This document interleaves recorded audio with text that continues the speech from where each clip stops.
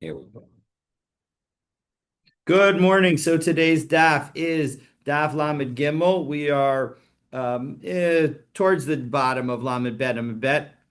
Uh, Yesterday, we saw that there was a question. We had a debate, had what appeared to be a machloket between two different Mishnayot. In our Mishnah on Lamed Bet Amud Aleph, the Mishnah says at the bottom of Lamed Bet Amud Aleph that if one were to have done shchita on the esophagus and then tore the trachea, or if you tore the trachea and then you cut the esophagus, then it would be considered a nevela. Originally, Rabbi Akiva thought that it would be a treifa, but he then later agreed with Rabbi Yeshivav and changed his mind and admitted that, in fact, in both of these cases, it's a treifa. But then we have at the beginning of the Mishnah on Membet Amud Aleph that it actually says, Elu treifos bivehema, that these are the treifas in the animals. Nikuvat haveshet upsukat hagargeret. If it's got a punctured esophagus or a severed trachea, and here we were talking about the trachea, the severed trachea, and so how can you tell us that it's going to be a nevela in this Mishnah when you say on Membed Amud Aleph that it's a treifa? And so we've attempted to offer three interpretations. Answer number one was, well, bottom line is that actually when we say on Membed Amud Aleph Elu Trefo B'Behema, what we actually mean is Elu Asurot, that these are the ones that are prohibited, and it's not all just Trefot, they can also be Nevelot. And so those two are at least the Nevela. That's answer number one. Answer number two, which was offered by Rishim ben Lakish and rejected, was, well, it depends on where you do the cut. If the location of the cut is where you do, where the severing of the trachea happened, well, then that is going to be not a valid shchita, and therefore it will be a nivela, and that's what our Mishnah was talking about. But the Mishnah over there on Membed Amud Aleph was talking about where you did not do the cut in the location of the severed trachea, and therefore the cut was a valid cut, and therefore it's a treifa and not a nevela. So that's answer number two, and we reject that answer because of a concept that Rabbi Shimon ben Lakish said. Well, what if that in fact Rabbi Shimon ben Lakish in another context notes that if you have slaughtered the properly severed the trachea, and then there turns out to be a puncture in the lung, we ignore the puncture in the lung, even though a puncture in the lung would ordinarily cause an animal to be a treifa. It does not do anything here because you've already cut the trachea. No air is going to the lung, or maybe because you've already done half of the shchita. We will be analyzing the reason of Rabbi Shlakish this morning, and that's why I'm going over these answers. And so, as a result, given the fact that he takes that attitude, it can't be that if you even if you do the cut in the wrong place, given the fact that the animal's trachea was already severed, it should be as if you've put that trachea in a basket outside the animal, and it can't be severed correctly. And therefore, that can't be an explanation of this machlokus between our Mishnah and the Mishnah on Membed Amud Aleph. And therefore, we offer a third and final way of resolving So the it's not a conflict. treifa in that case? He doesn't, Rabbi Shimon ben Lakish does not consider it a treifa? Even though you're saying the No, no, case where no, there no. was a puncture previously, but you Yes, didn't know it correct. was. No, the issue is Yes, correct. He would not consider that even if you do the cut, even if you do irrespective of uh, uh, irrespective of where you do the cut, it should end up being a nevela because you have not done a valid shchita, and therefore you've not done a valid shchita, and therefore, according to Reish Lakish, doesn't make a difference where you do the cut. The animal should be a nevela where the trachea or the trachea has already been severed. Okay, so that is correct. And so as a result, that doesn't work as our explanation of the Mishnah on Membet Amud Aleph.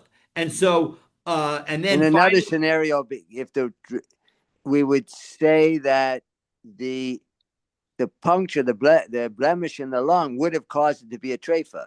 But if he did the cutting correctly, in this case, according to Rabbi Shimon, it's a nevela because he didn't do it correctly. Is that right? Is that what no, we're saying? it's effectively because you can't do it correctly. He should treat it as a nevela. That's Rabbi. That would be Rish Lakish's perspective, Why and can't he do it? Why are you saying he can't? because it's already been cut, Oh, because it's already got a hole in it that's a majority. So there's no possibility of doing a kosher shchita. And in the end, right, the end, we end up saying Rabbi Chia Bar Abba offers an explanation which, from a practical perspective, isn't that much different from the first answer that we gave. Again, the first answer is that even though it says Elu Trefot, we end up saying, you know what? It's really Elu Asurot. These are the prohibition.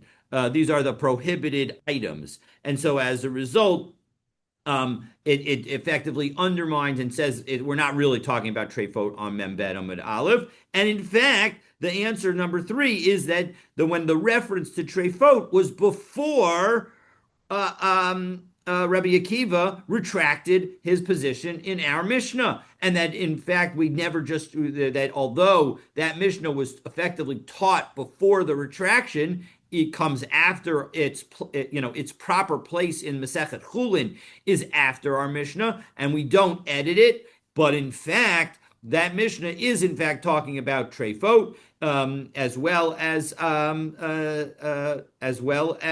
sorry, he's talking about Nevelot as well as Trefot, and so as a result, effectively from a bottom line perspective, the first answer and the third answer, which are the only answers that matter because they're the only ones that get confirmed, are the right answer. But now we need to analyze what Reish Lakish said. Again, Reish Lakish said that if you've done a shchita, you should put it in the basket. And so as a result, a treifa that's related to it is not considered a treifa. And we're going to evaluate that in a moment. And vice versa, as a result of that, he would say that because if you've already got a fully cut or a mostly cut trachea, you have to also put that in the basket, so you can't possibly do a kosher shchita. But in any event, we're going to analyze Reish Lakish's statement, and it's 1, 2, 3, 4, 5, 6, 7, 8, 9, 10, 11, 12, 12 lines up from the bottom of Lemon Bed. what do you refer to with the basket? You mean the garbage basket, or No, it's just a way of saying put it to the side, ignore it, pretend it doesn't exist, pretend it's not there. All of those are the same kinds of language as put it in a basket. Oh, Okay? so you're saying that in this case, what's not there is Trachea. the trachea is not there. So if there's no trachea, you Then couldn't do a you can't do a shchita. shchita. Exactly. Or if you've already shechted the trachea properly and it's not there, then you can't have a psul that would have resulted from the trachea. Let's take a look. Let's rather than speak about it outside, let's get inside. So Gufa, Amar Rabbi Shimon ben Lakish, shachad as a kana v'achar kach nikva hareya. If you slaughter and correctly cut the trachea, and then a lung has a puncture in it, kshera, the animal, assuming that you did a full shchita kosher, the shchita is going to be kosher because the issue that existed as a result of the lung being punctured is somehow undone as a result It's as if it never happened. So Amar Rava, lo Amar Rabbi Shimon ben Lakish, Ela Bereya. The situation that we're talking about is only true if it happened to the lung, when you had already slaughtered the trachea correctly. However, reya tulya bakana, because because the lung only works when you have a trachea. And if you slaughter the trachea correctly, well, then you no longer have a trachea around, and therefore the lung puncture doesn't make a difference.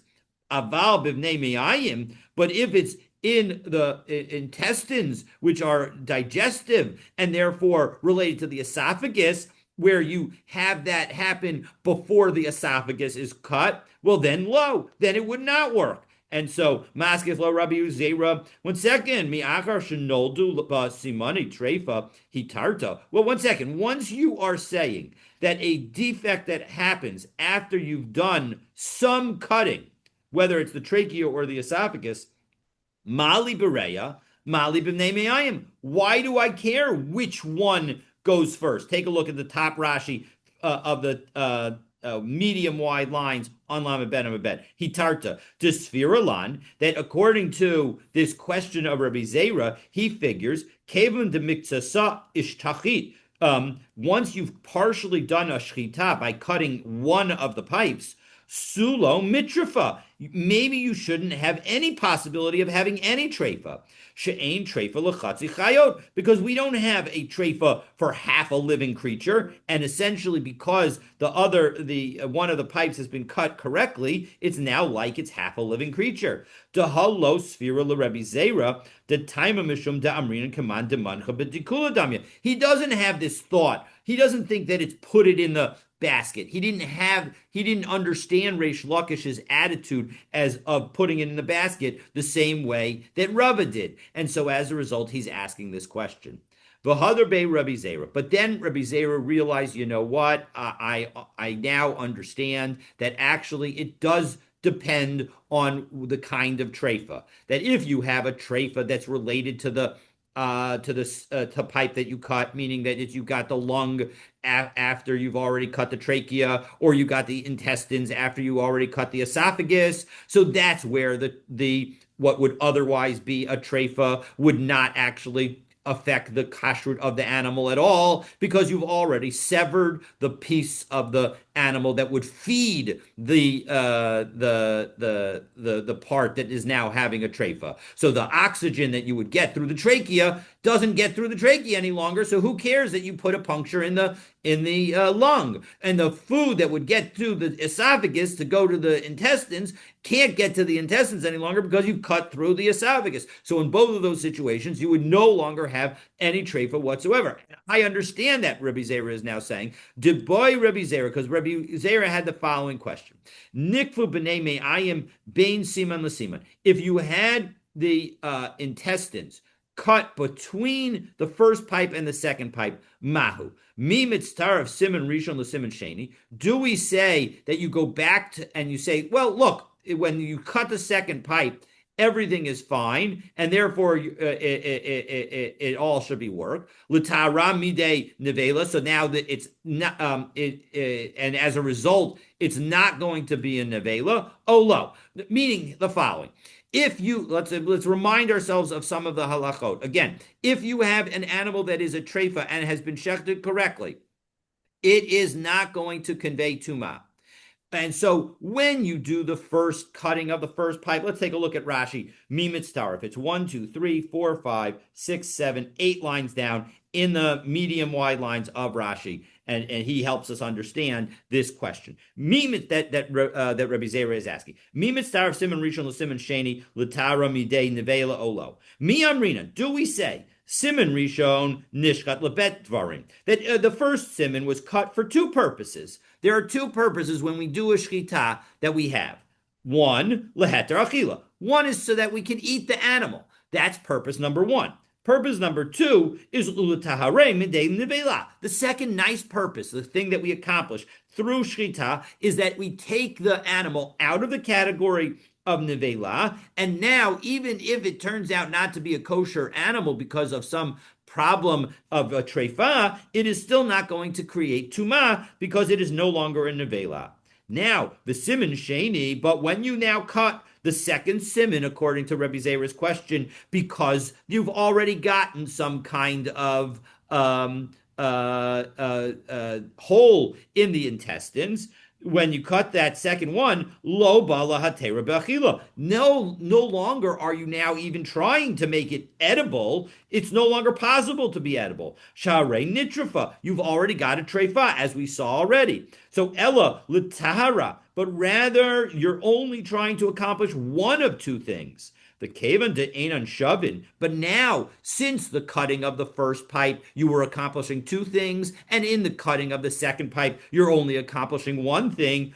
Ein shchita san mitztarfot. Maybe you can't combine those two shchita attitudes, and therefore the aval gav to simon rishon lataher. And even though you did have as one of your two intentions when you cut the first pipe that it should no longer be tameh like a nevela, midei nevela, the taher midei nevela, nami nishchat, even though that was a purpose you had, we're going to say that you don't have the exact same purpose because you can no longer have a purpose of making it a kosher animal. So therefore, it's going to remain a nevela. Odilma Kavan Derishon Aflatara Midei Nivela, or maybe because one of your two purposes when you cut the first pipe was to make it purify it from the category of a nevela. Nishchat mitzvah l'sheni. That cut will combine with the second cut, which only has in mind to take it out of the category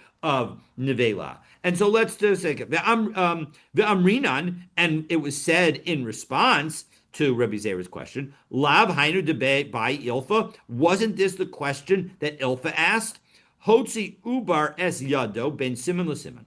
If you have an animal that is being shechted and it is pregnant, if you shecht it while the fetus is inside, even if after the shechita the fetus is born, that animal is no longer subject to Eber Minachai. It's as if it has already been shechted, even though it's now alive, because it was inside the mother during the course of the shechita. But here, in this case, that the question that Ilfa asked about, the leg of the front leg of the animal stuck out between the two simanim, and so as a result, it never had a valid shchita because only one leg was because it was only inside the mother for the cutting of one of the two pipes. So what leg are we talking about? What leg are we talking about? One of the front legs. It doesn't make a difference which No, one. I don't matter. But where are we getting this whole concept of a leg? We were talking about the ubar, and we're talking about yes, it's the leg of the ubar. The leg of the ubar. The leg of the ubar. Yeah, hotzi ubar es yado, right? The leg of the ubar, the fetus, sticks out its hand, right? So the hand is considered like the front leg, so that's what we're talking about. Bein simon l'simon, between the cutting of the first pipe and the second pipe. So is this ubar alive or not? Of course, the ubar is alive. Yes. So it's just a fetus because it's inside the mother. So mimitz tarif simon rishon l'simon sheni. Do we say that the first cutting of the first pipe combines with the cutting of the second pipe, l'hatara midei nevela, so that now the leg of this fetus that is no longer considered a nevela, olo, or not? Because when it comes to this fetus, right, when you cut the first pipe, you had two aspects that you were dealing with. You were cutting it with respect to a valid shchita to make it kosher, and you were cutting it to avoid its nevela status. But now that it stuck its leg out, it is definitely going to be Aver Minachai if you were to eat it. And so as a result, the only thing that you can now accomplish with respect to that leg is that it should not be a nevela. So this is essentially the same kind of question that Rabbi Zera asked. So ad kan lo ibaile. And so how do I know that Reish Lakish is ruling was in fact only in connection with a puncture of the lung and not a puncture of the intestines itself? It's because our question with respect to this animal is not about to say ad kan lo iboile ela tara midei nevela. The only question we're asking is this animal a nevela or not? Meaning, is the leg of this animal that going to be a nevela or not? Aval ba'achila, when it comes to eating that animal, asura, it is certainly considered prohibited. And so, just as the leg that came out is considered prohibited because it came out between the two shchitot, so too an animal that develops a treifa with respect to a piece that has not yet been cut, meaning the bnei me'ayim, if you haven't yet cut the esophagus, or the lungs, if you haven't yet cut the trachea, well, then that will not allow you, the second cutting of the cutting of the second pipe will not allow you to eat the animal. It will just the only question is whether or not it takes you out of the category of treifa. So Amrle Rav But is the Acham, animal a treifa? Are we saying that animal has become a treifa? which Between no, wow, we're talking about if there was a puncture or so forth that would cause it to be a treifa. So we considered a treifa, right? well, you have to tell me more of the category that Yeah, you're I'm getting talking what. about. The problem is that let me give you two examples, and then we'll go through them. So if you cut the trachea and there's a hole in the lung, so then you cut the esophagus, well, then it's going to be not a treifa because it's going to be a kosher shchita because the hole that happened in the lung happened after you cut the treifa, and that's not going to be a that's not. God, After you cut the after you cut the treifa? trachea, after you cut the Okay. trachea, my apologies, I said treifa, but I meant trachea. After you cut the trachea, and so as a result, it's not going to be treifa because you've already cut the trachea and there's no air going to the lung. But if So you that he caused that hole in the lung by cutting the Yes. trachea? Yeah. No, not by cutting the trachea, but somebody else or he, when he was doing the cutting, somehow, I don't know how, got down there, maybe his belt or whatever, he moved and he accidentally put a hole. He had a pointy thing on his belt, and he accidentally moved in such a way that he punctured the lung. Doesn't make a difference. That puncture of the lung won't matter because he had already cut the trachea. But No, but the point is that sequentially, that yes, the puncture point is caused. sequentially. He cut the hole in the lung only happened after he cut the trachea. So if that hole had been there beforehand and we Then it didn't would have know been a about it, treifa. it Then would it be would be a treifa. treifa. Okay. Okay, that has always been the case. Right. All right. So Amarle Rav Achabar. So Rav now. So what did we just say? So Rabbi Zera. Let's back up and explain where we are. So Rabbi Zera said with respect to Reish Lakish's statement about putting the lung in a basket and saying that actually let's treat, how do I know that it's only the lung that this is, put the trachea in the basket. And so how do I know that it's only the lung? Maybe it should also apply to the intestines. And so then he said, you know what? I realize that actually that I know the answer to that question and that I understand what Rava is saying. That it's only because the lung is connected to the trachea that's not going to constitute a treifa. But if it were the bnei me'ayim, it would actually still constitute a treifa because the cutting the lungs has nothing to do with the bnei me'ayim, the intestines, and so as a result, it's still going to, just as if you did a puncture of the intestines before you did any shechita, it would be a treifa. So too, if you puncture the intestines after you do the cutting of the trachea, it's still going to be a treifa because it's still going to be there's nothing that's saved you from making it into a treifa. On the other hand, if you had cut the esophagus, well then the bnei me'ayim would not be a treifa at that point. If you only have a puncture in the bnei me'ayim in the intestines after you've cut the esophagus because you've already cut the esophagus, and so therefore there's no food that's going to the bnei me'ayim, the intestines, and so as a result, it won't be a treifa at that point any longer. So I understand all of that, is what Rebbe Zera says, and the reason that I understand that is because of the nature of the question that I asked and the understanding of the analogy to the fetus and the foreleg, that just sticking out the foreleg, that just as when it came to the fetus, the question was only not about whether you could eat that leg any longer because the leg was no longer inside the mother, and so too, the question is not about whether or not, in my case of cutting the B'nai Me'ayim, you could possibly eat the animal still because the B'nai Me'ayim do not connect to the lung, to the trachea. And so as a result, it's still going to be a valid treifa. The only question is, does it take you out of the category of Nivela? That's the only question I have. Of course you can't eat it because it's a treifa. And so given that, that's my understanding. That's how I got to the right understanding of Reish Lakish. And Amrle Rav Acha bar Ravina. So Rav Acha says to Ravina, you know what? That is not necessarily a great proof that Rabbi Zera had. Dilma la'olam lo hadarbe. Maybe the evidence that we have that Rabbi Zera retracted his question about Reish Lakish was the fact that he posed this different question where the only question was whether or not it was going to be a nevela and not whether it was going to be kosher. Well, that fact alone, Dilma la'olam lo hadarbe. Maybe Rabbi Zera never retracted his original question of how you could understand Reish Lakish. The Rabbi Zera l'dvarav d'Rava ka'amar, and he was just asking it within the opinion of Rava. V'lei lo svirle, even though he didn't agree with him. And so you're right, and so as a result, it's not a definitive proof. What was the opinion of Rava again?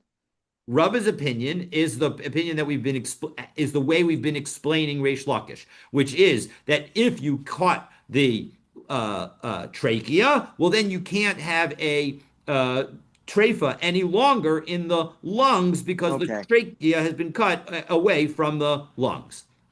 Okay, so now, so Amar of Acha bar Yaakov, Shema Minam in the Rabbi Shimon ben Lakish. Well, what bottom line is, we have Reish Lakish's statement, and I'm going to tell you something we can learn from Reish Lakish's statement. And so let's take a look. We'll look at Rashi. It's 1, 2, 3, 4, 5, 6, 7, 8, 9, 10, 11, 12, 13, 14 lines down in Rashi. We're going to do this Rashi in two parts. We're going to start by right now doing the first part of Rashi, Mid Reish Lakish, to Amar, that after all, since Reish Lakish says, Kevan shenechta kano, since you cut the trachea, Havi Re'iyah Kemancha B'dikula. It's as if the lung was put into a basket, meaning it's as if the lung is no longer part of the animal. So because of that, Mizamnin Yisrael, I'll back into the Gemara, Mizamnin Yisrael al b'nei me'ayim. So as a result, we will invite a Jew to eat from the intestines of this animal that has had a completed fine shchita,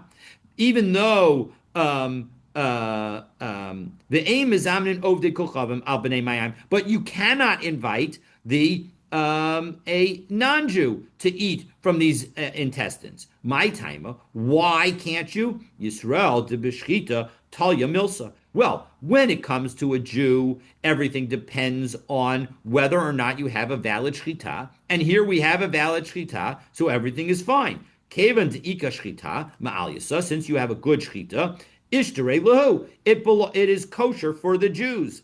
Ovdei kochavim, but when it comes to a non-Jew, uvenechira sagi lahu, for whom killing the animal any way you want is going to be sufficient.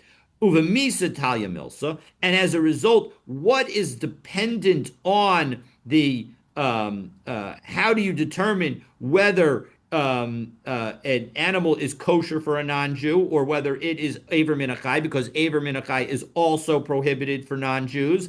So everything is dependent on death. Well, honey, but these intestines, ke'aver min achai damu, they are aver min achai. And now back into Rashi. Shma mina, we are learning from Rabbi Shimon ben Lakish's statement. This is if we were 14 lines down, so now we're 16 lines down in Rashi. Shma mina, aim is amnin ovid kolchavim. You can't invite an ovid kolchavim al b'nei me'ayim to eat the intestines. Mishum re'iyah, because of the lungs that are effectively treated as if the havi kamisha hotzia min habehema, because as soon as you slaughter the um, the trachea, it's as if the whole lung system, the whole respiratory system has been removed from the animal. Ba'oda mifarcheses, and the animal is still kicking. Ba'oved kochavim lav b'shchitatali. It heter achila day. And for a non-Jew, their ability to eat an animal is not dependent on the shchita. Shelo huzkara shchita etzlo, because when it comes to non-Jews, there's no reference to shchita for them. Ve'aver minachai, and but eating a limb from a live animal, nesar lahen, is prohibited to them. Ve'ein yotza lahen midei aver minachai, and so as a result, these intestines that we now view as being removed from the animal ad tamut, until it comes out. It's going to be subject to aver minachai until it dies. Abali Yisrael. But for the Jew, the shchita is a valid shchita, so it goes out of the category of Aver Minachai. So basically, what Rabbi Yaakov Bar Yaakov is saying is we need to take Reish Lakish's statement very literally. When we say that it's as if you put the lungs in a basket. He means it's as if you took the lungs out and put them in a basket. And so as a result, that's why you can't feed it to a non-Jew, because those lungs came out effectively when the animal was still alive. So Rav Papa responds, Hava Yasivna Kameda Rav Acha Bar Yaakov. I was sitting in front of Rav Acha Bar Yaakov, Uboy, and I to Amalei, and I wanted to say to him, Mi'ika Midi Del Yisrael Shari Ula Ovid Kolchavim Asr. Is there anything that is kosher for a Jew and forbidden to a non-Jew? That's usually not the way it is. Usually the laws are more strict for Jews than they are for non-Jews. Tosos here in the second Tosos goes through a bunch of situations or explaining why various situations, like for example Shabbos and other situations, we're not really saying that things that are prohibited to a non-Jew are permitted to a Jew, because otherwise, you would ordinarily say, well, what about Shabbos? Non-Jew's not allowed to observe Shabbos, so isn't that something that's prohibited to a non-Jew that a Jew has to do? No, that doesn't that's not what we're talking about. We're talking about that obviously the Jew has the mitzvah of Shabbos, and so as a result, as part of the non-Jew not having the mitzvah of Shabbos, is we effectively prohibit him from doing the mitzvahs of Shabbos. But in any event, the bottom line is that generally things that are permitted for a Jew are also going to be permitted for a non-Jew. Below Amrile, but he didn't say it. Da Amina ha Taimakamar, because he thought to himself that he gave a reason, and that although we might have this general rule, it doesn't necessarily apply. But Tanya Delo Rav Acha Bar Yaakov. But we have a brisa that is not like Rav Acha Bar Yaakov, and it seems like we do not paskin like Rav Acha Bar Yaakov. We do not take Rav Shlakish's statement to be totally literal. If you want to eat meat from an animal before it has completely died, you can take, if you've done a valid shchita, you can take a piece of meat from that location, umocho yafa yafa, and you salt it really well, umedicho yafa yafa, and you wash it really well, umamtichla ad shetetze nafsho va'ochlo, but you should wait until the animal dies, and then you can eat that meat. Echad ovid kochavim ve'echad Yisrael mutarin bo, and it doesn't make a difference whether you're non-Jew or you're Jew. So the bottom line is that even though the animal's still kicking, and you cut this piece out when it was still kicking, clearly we're not saying that therefore you put that piece in a basket and you treat that piece as if it was focusing on the moment that you cut it out, and therefore it should never be kosher for a non-Jew. No, when the animal dies, it's considered meat of a dead animal, and so as a result, that shows that doesn't that show that Rav Acher Bar Yaakov is incorrect? No, Misayel Rav Idi Bar Avin. Yeah, actually, yes, you're absolutely right. It's actually a proof to Rav Idi Bar Avin. that this brisa is consistent with the statement of Rabbi Idi bar Avin, who is in Amora. To Amar Rabbi Idi bar Avin, Amar Rabbi Yitzchak bar Ashian, Harotza Sheyavri. If you want to stay healthy, Chose Kazayas Basar Mi Beit Shchita Shel Behema, cut out a piece of the neck from the meat of an animal that was just slaughtered. Umolcha yafa yafa, umedicha yafa yafa. Salt it well, wash it well. Umamtin lo ad shetetzi nafsha. Wait until the animal dies. Echad ovi kukam echad Yisrael mutarbo. And then you can eat it whether you're a Jew or a non-Jew. Meaning, not only did what Idi bar Avin said is consistent with that brisa that we just cited, but he said it's actually good for you. So again, bottom line is that we are effectively rejecting Rav Acha bar Yaakov and saying that no, don't take the language of treat the lungs as if you put it in a basket so literally, because even if you put it in a basket, it would be considered okay for a non-Jew to eat it when the animal dies, just like the piece of meat that is cut from the neck when the animal is still kicking, because that is still considered, the animal is still considered to have died, even for the non-Jew. Okay, so what we're saying in this, and that animal, the same animal for a Jew would be permitted, and for a non-Jew not permitted because it was Aver Menachai. How could the Jew eat it if it was considered an Aver Menachai? Because for a Jew, whether or not Aver Minachai exists depends on whether or not there's good shchita, and here there's good shchita.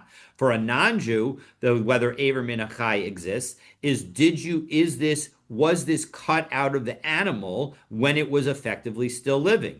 And here, if we in fact are viewing the lungs and the esophagus and the trachea as if they have been put into a basket, well, then they're no longer part of the animal, and they've been removed from the animal before the shechita is complete, and therefore before the animal has died, and therefore it's as if it's Aver Minachai, because they don't focus on the shechita, they focus on when the animal died. And so as a result, it's as if it was removed while the animal is still alive. So that is what Rav Acha bar Yaakov was suggesting, and again, the Gemara in the end effectively rejects it. But it's hard to conceptualize that either the animal is dead or it's not dead. To say that one person thinks that it's alive, one not. You see what I mean? It's. Yes, I understand your question, but that is the distinction the Gemara is making. Was there a valid shechita? If there's a valid shechita, then it's going to be considered dead for Jews and therefore and kosher for Jews. And the question for the non-Jew is, was it removed when the animal was alive? And here we are viewing the lungs, according to Rav Acha bar Yaakov, as if they were removed. And therefore, because we're viewing it as removed, it was removed from a live animal and therefore not kosher for non-Jews, even though in the end it's a valid shechita, and therefore for Jews it'll be kosher. I'm happy to discuss it further. I'm just saying, well, once they remove the lungs, that as a vital organ, then wouldn't the animal be considered dead even for a non-Jew?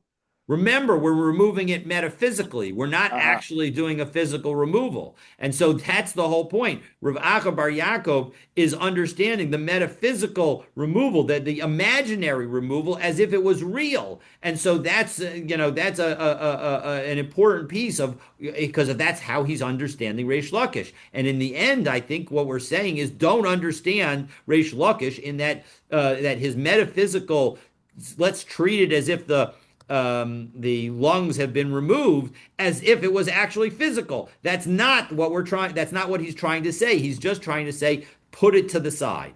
All right. Next Mishnah. So if you slaughter an animal, whether it's a domesticated animal, a wild animal, or a bird, v'lo yatsa mehen dam, and no blood came out, ksherim, it's kosher. It's a kosher shechita. And not only that, but you can eat it with hands that are tameh. Because the meat itself never got wet with one of the 7 liquids that can make something susceptible to tuma. Rabbi Shimon Omer Hoksher Rabbi Shchita. No, just the fact that you did the shchita makes it capable of becoming tamei, and so therefore that's how it is. You can't eat it with your tamei hands. So time dam. The reason that you can't eat that you can eat it with unclean hands is because the no blood came out. But if you wouldn't be allowed to eat it with unclean hands. Now remember, unclean hands is only a rabbinic concept. Biblically, if your hands somehow become tamei, your entire body becomes tamei. So it's important to understand that we're talking about rabbinic tuma. So, but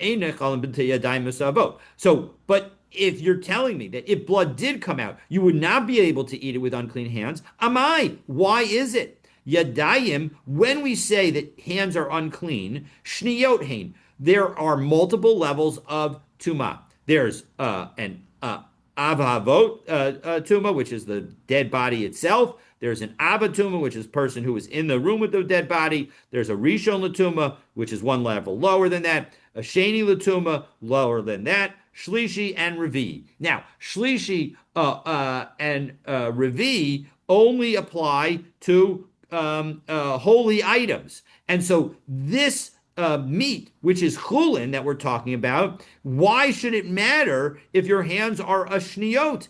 The ein sheni osa shlishi b'chulin. The general rule is that when you have a sheni of tuma, it won't make something a shlishi of tuma in connection with chulin. Well, one second. How do you know that we're talking about chulin? So before we get to the question of why does our Mishnah give the rule that it does, we now have to explain how we know that we're talking about chulin, and we're going to give 4 different answers.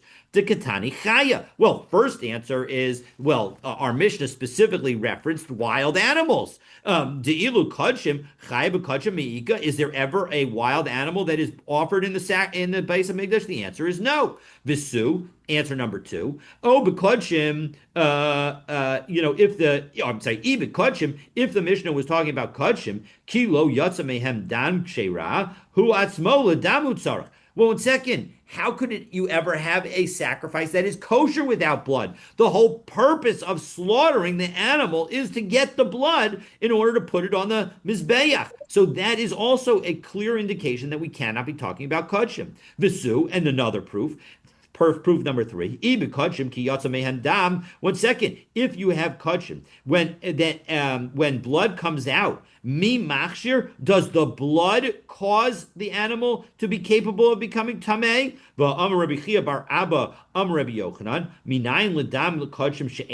How do I know that when it comes to the blood of a sacrifice that it is not capable of causing something to become capable of becoming tamei? Shene'amar al haaretz tishbechu kamayim, because there is the tishbechenu kamayim, that the Torah says in Dvarim Perek Yudbet Pasuk Kaf Daled that you need to spill out the blood on the ground like water. And what do we learn from that? We learn from that Dam shem nishba kamayim. Now we're dam shem nishba kamayim makshir. We're 1, 2, 3, beginning of the 6th line from the bottom of Lamed Gimel Lamed Aleph. That when it comes to blood that you pour out like water, that is what can cause something to be capable of becoming tamei. But she'einu nishba kamayim.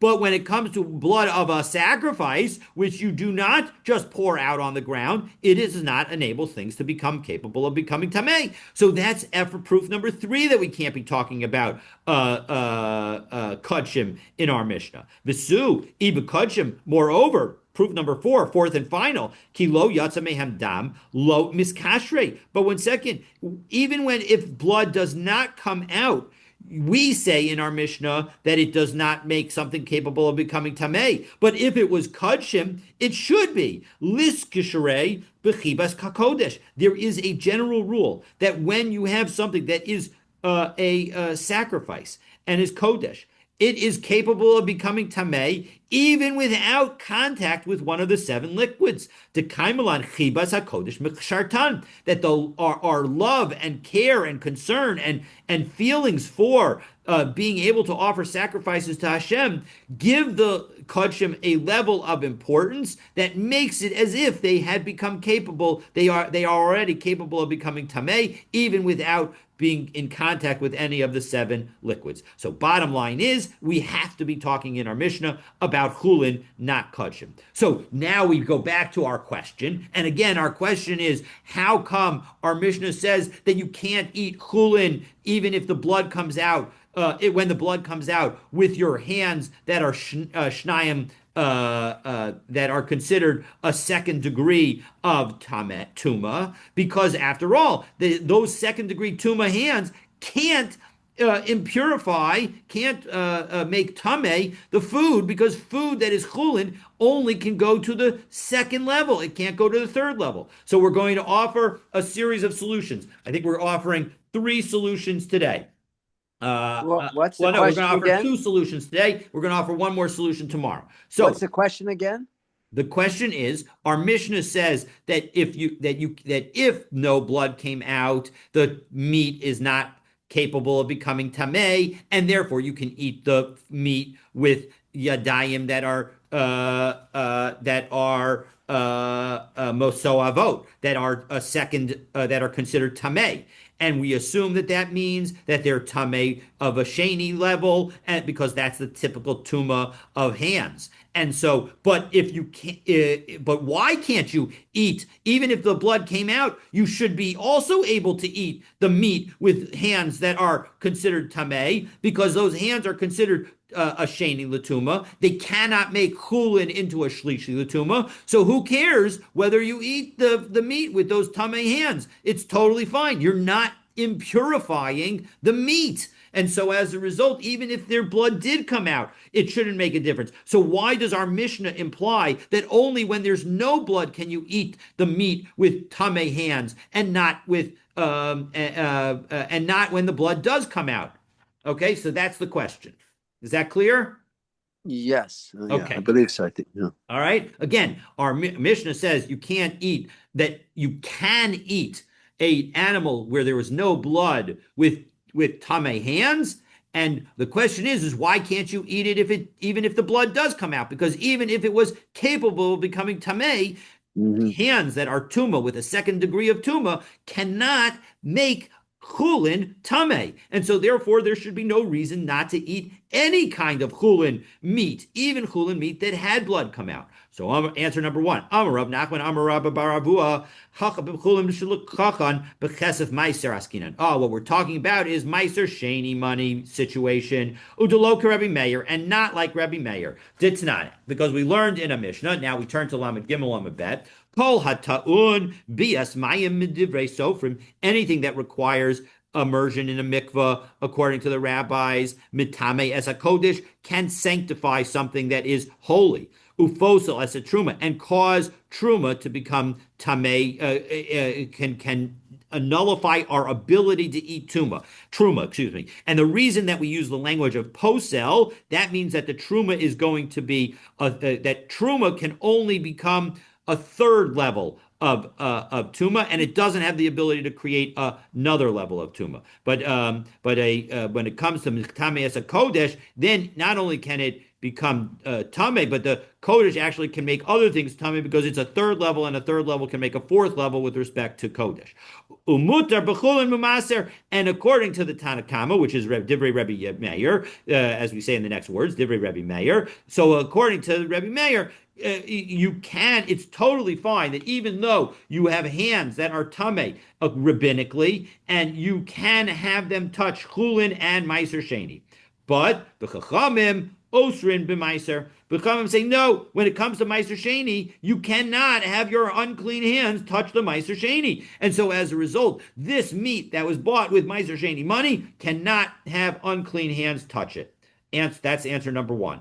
Maskivla Rav Shimi Bar Ashi. 1 second though, Rav Shimi Bar Ashi asked, "Mimai Dilma Ad Kan Lo Pligi Rabbanim." Maybe the rabbis don't actually say that when it comes to the ability of making that you're not allowed to have Meiser Sheni become Tameh, Alei de Rabbi Meir, Ela Ba'achilas Meiser. That maybe that the only situation where they have a problem is when it comes to eating Meiser Sheni when your hands are dirty, are a second degree of tuma. Aval b'negia de meiser aval chilas de chulin. But when it comes to touching the meiser and the eating of chulin by such a person, lo pligi. Maybe there's not a problem. V'hanagiyahi. And our Mishnah is not talking about the eating, it's talking about touching. Because midikatani ne'echolin biyadayim bisuavot. They're talking about causing somebody to eat with unclean hands. Milo askina de kasafi le chavre. We're talking about feeding somebody else. And so as a result, the fact is that it's only going to be maybe it's only a problem if you touch it with your own unclean hands and eat it yourself. But if someone else were to touch it, it would not result in a tumor that would be problematic. And so someone else could put it in your mouth then. Correct. And as a result, our first answer is rejected. And so we now go to our second answer. Ella Amar of Papa, Hacha B'Yadayim Tchilos Askinas. No, we've been thinking all along that when it says Mesoavot, it means that our Yadayim were Sheni, we're Shnayim Latuma, but now we're going to say, no, they're Rishon Latuma. Rabbi Shimon ben Elazar, and it is following the view of Rabbi Shimon ben Elazar, Titania, because we have a brisa.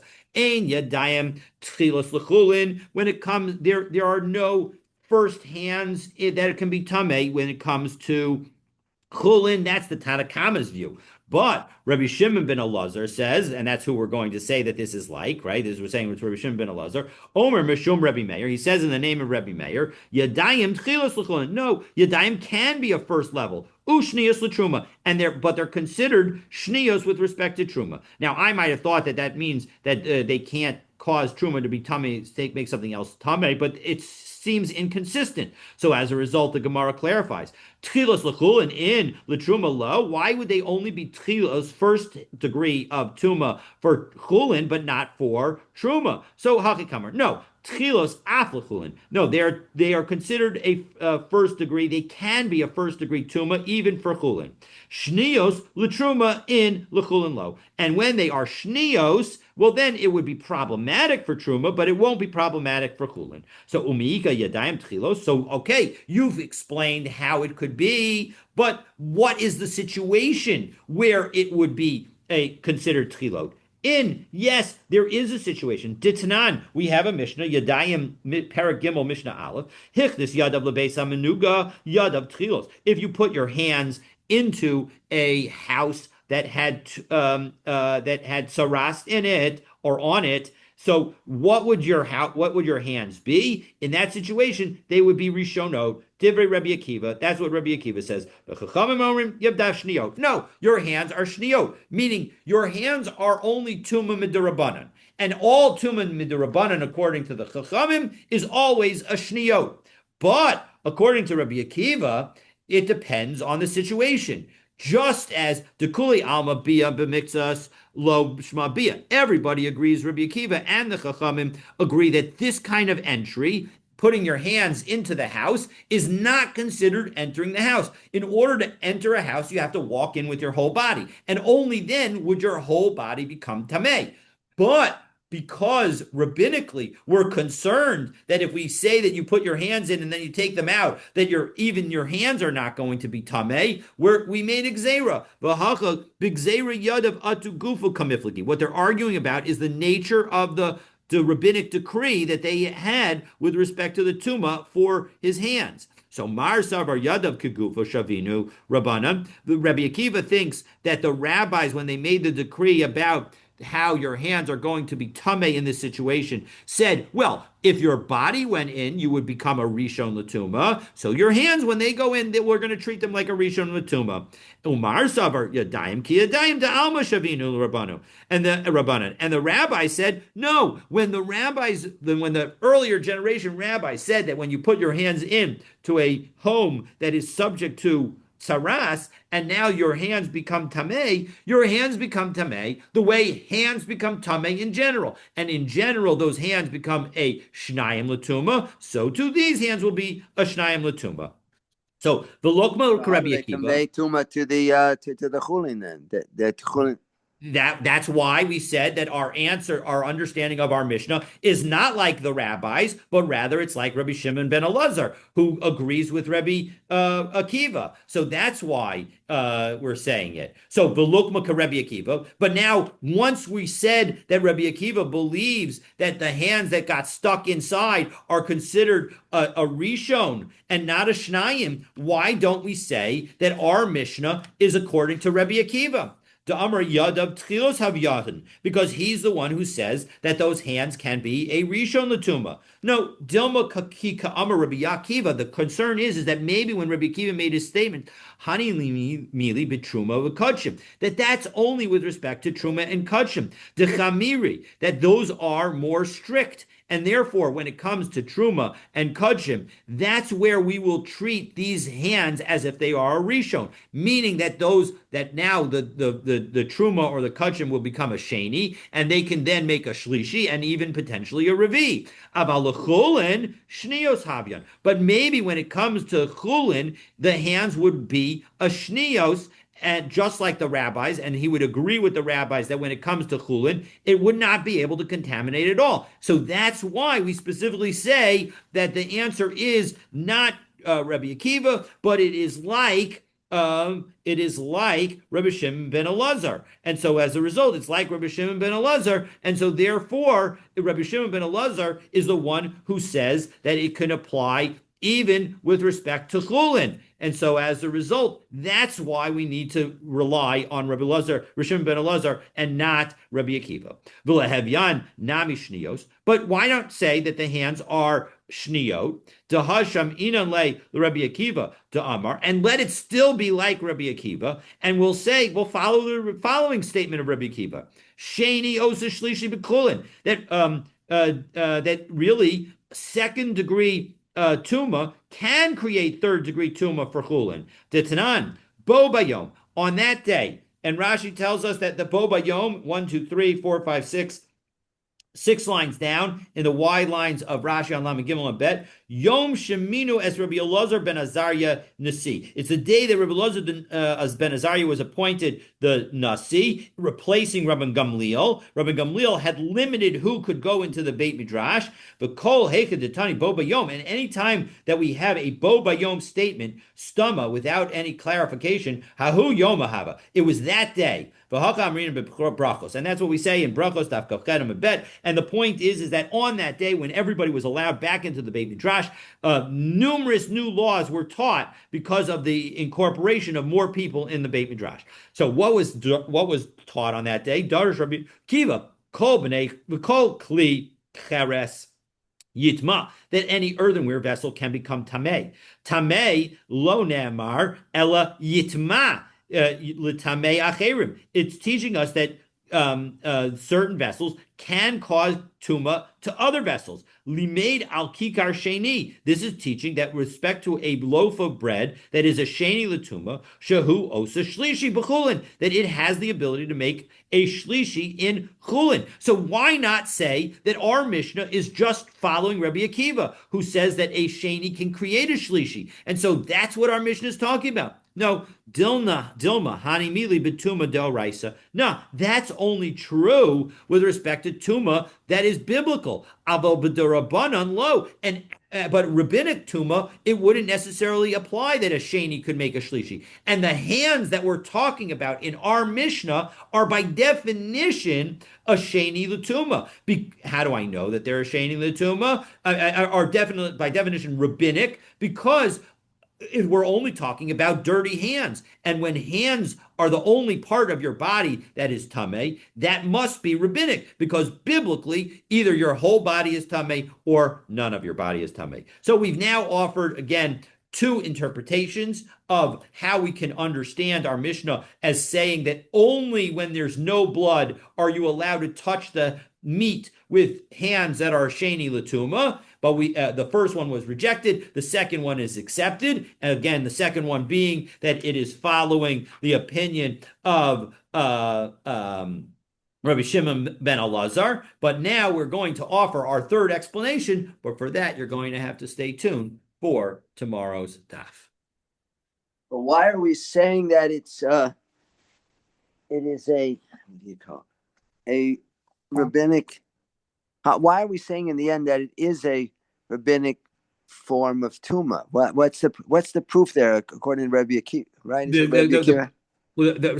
so there's no proof that Rabbi Akiva would not apply his principle to a rabbinic, but the point is there's no proof in the other direction either. So we're going to assume that Rabbi Akiva would limit his rule to just biblical sheni that applies to that only biblical sheni can create shlishi for chulin. But our Mishnah is explicit that it is talking about rabbinic sheni. And how do I know that it's rabbinic sheni? Because it says yadayim mosaot. It says that the hands are tameh.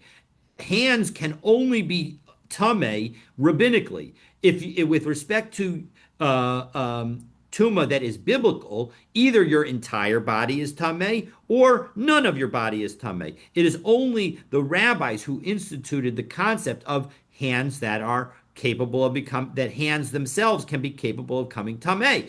If, for example, where you stick your hands into the home of the home that is subject to tsaras, that would make your hands rabbinically tameh, but not biblically tameh, because to be biblically tameh, your entire body needs to enter that home. And so that is like one of many situations. And then there are numerous things. So, for example, touching svarim and variety of things is considered to make your hands tameh. And indeed, when we wash al natilas yadayim, that whole concept is based on the rabbinic concept of our hands being capable of becoming tameh. It is not Right. a biblical concept. And so that's how we know that our Mishnah must be talking about the rabbinic concept. And because Rabbi Akiva is not explicit that his statement that a sheni can make a shlishi by chulin applies even to rabbinic tuma, we have to say that it's not necessarily Rabbi Akiva. And the one that it does fit nicely with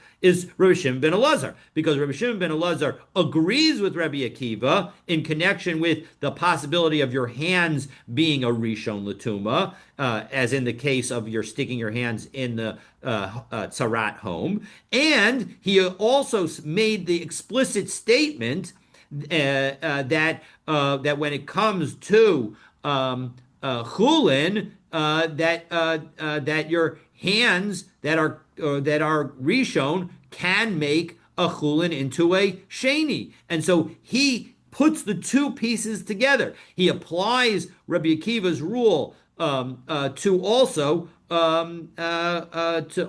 chulin, and so as a result, that is the evidence that we need to say that our Mishnah is like Rabbi Shimon ben Elazar. Again, we are Yeah, but you have to say that in his case that the hands are rishon latuma, not sheni latuma, right? correct. Correct. We have to reread, and when it says the good news is that that's not inconsistent with our Mishnah, because our Mishnah only says mosaot, that the hands are mosaot, which is essentially dirty, but it doesn't say what level of dirty. And so as a result, we can now say, I'm sorry, misoavot. And so as a result, we can say, what do we mean by misoavot? Misoavot means that they are a rishon letuma, as in the example of sticking your hands in the Beit Sarat.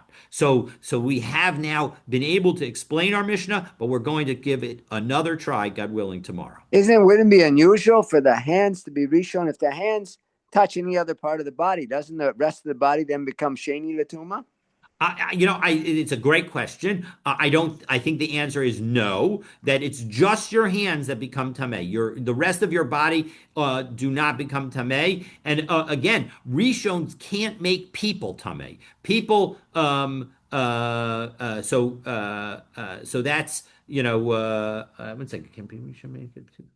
I don't know. Is that correct? Because I have to, I'm not 100% sure of that. I'm not 100% sure of that. But the bottom line is I assume that touching the rest of your body does not make the rest of your body tameh. But again, I don't think we paskin like that Rabbi Akiva. So I think we generally say that any kind of tuma of the hands is a sheni. So I don't, but we have not yet, not to my recollection, covered that aspect in our Daf Yomi going through. But maybe I'm no, just, there is I think there's a. all right, I'm gonna end the recording so that we're happy to continue the conversation. I think there's a Mishnah. I think